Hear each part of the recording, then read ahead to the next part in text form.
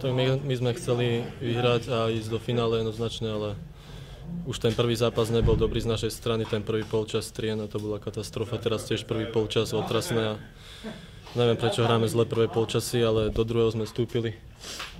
Vstúpili sme tiež zle, dostali sme gól, potom sme rýchlo vyrovnali, ešte sme mali dosť času, aby sme vyhrali 2-1 a postúpili, ale už sa nám žiaľ nepodarilo dať gól.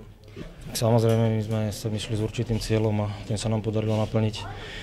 Prišli sme sem s jednogólovým náskokom, ale vedeli sme, že nemôžeme hrať na nulu vzadu, teda vpredu, že musíme nejaký gól streliť a to sa nám podarilo a sme radi, že sme postúpili do finále.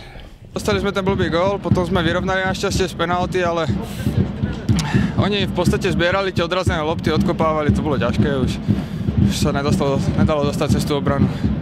Tak tréner nás hlavne nabadal k tomu, aby sme boli aktívnejší, pretože ten prvý polčas nebol nejaký svižný a neboli tam šance, ale my sme museli byť ostražití vzadu, ale museli sme sa snažiť hrať dopredu, pretože vravím bez gólu to mohlo byť nebezpečné, vždycky tam môžeme dostať gól v posledných minútach a to sa už potom ťažko otáča, takže dôležité bolo to, že sme sa dostali do vedenia a Spartak musel doťahovať. Tak my sme vôbec nenapádali, hrali sme zo zadu, neviem prečo takto sme hrali, hovorili sme, že na nich vybehneme.